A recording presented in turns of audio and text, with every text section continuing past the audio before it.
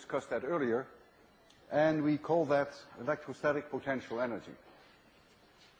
Today I will look at this energy concept in a different way, and I will evaluate the energy in terms of the electric field. Suppose I have two parallel plates, and I charge this one with positive charge, which is the surface charge density times the area of the plate, and this one negative charge, which is the surface charge density negative times the area of the plate. And let's assume that the separation between these two is h, and so we have an electric field which is approximately constant, and the electric field here is sigma divided by epsilon 0. And now I'm going to take the upper plate and I'm going to move it up. And so as I do that, I have to apply a force, because these two plates attract each other, so I have to do work. And as I move this up, and I will move it up over a distance x, I am creating here electric field that wasn't there before. And the electric field that I'm creating has exactly the same strength as this, because the charge on the plates is not changing when I'm moving, the surface charge density is not changing. All I do is I increase the distance. And so I am creating electric field in here. And for that, I have to do work. That's another way of looking at it. How much work do I have to do? What is the work that Walter Lewin has to do in moving this plate over a distance x? Well, that is the force that I have to apply over that distance x. The force is constant, and so I can simply multiply the force times the distance. That would give me work. And so the question now is, what is the force that I have to apply to move this plate up? And your first guess would be that the force would be the charge on the plate times the electric field strength. A complete reasonable guess, because you would argue, well, if we have an electric field E and we bring a charge Q in there, then the electric force is Q times E. I have to overcome that force, so my force is Q times E. Yes, that holds most of the time, but not in this case. It's a little bit more subtle. Let me take this plate here and enlarge that plate. So here is the plate. So you see the thickness of the plate now. This is one plate. We all agree that the plus charge is at the surface. Well, but of course it has to be in the plate.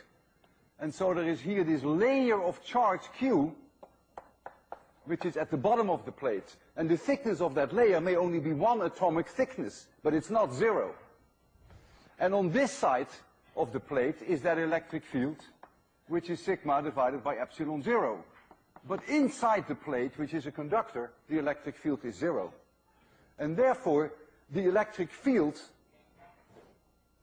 is, in this charge Q, is the average between the two. And so the force on this charge in this layer is not Q times E, but is 1/2 Q times E. So I take the average between these E fields, and this E field is then this value. And so now I can calculate the work that I have to do. The work that I have to do is now my force, which is 1/2 Q times E, and I move that over a distance x.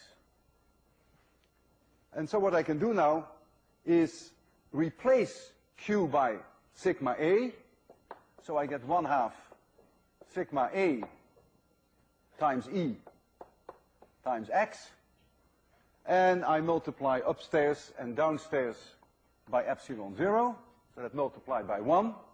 And the reason why I do that is because then I get another sigma divided by epsilon 0 here, divided by epsilon 0, and that is E, and therefore I now have that the total work that I, Walter Lewin, has to do is 1/2 epsilon 0 E squared times A times x. And look at this. AX is the new volume that I have created. It is the new volume in which I have created electric field. And this now calls for a work done by Walter Lewin per unit volume. And that now equals 1/2 epsilon 0 times E squared. This is the work that I have done per unit volume. And since this work created electric field, we called it field energy density. And it is in joules per cubic meter. And it can be shown that in general, the electric field energy density is 1/2 epsilon 0 E squared, not only for this particular charge configuration, but for any charge configuration. And so now we have a new way of looking at the energy that it takes to assemble charges. Earlier we calculated the work that we have to do to put the charges in place. Now, if it is more convenient, we could calculate that the energy, electrostatic potential energy, is the integral of 1/2 epsilon 0 E squared over all space. If necessary, you have to go all the way down to infinity. And here I have now dV. This is volume. This has nothing to do with potential, this V. In physics, we often run out of symbols. V is sometimes potential. In this case, it is volume. And the only reason why I chose H there is I already have a D here, so I didn't want two Ds. Normally, we take D as the separation between plates. And so this now is another way of looking at electrostatic potential energy. We look at it now only from the point of view of all the energy being in the electric field, and we no longer think of it perhaps as the work that you have done to assemble these charges.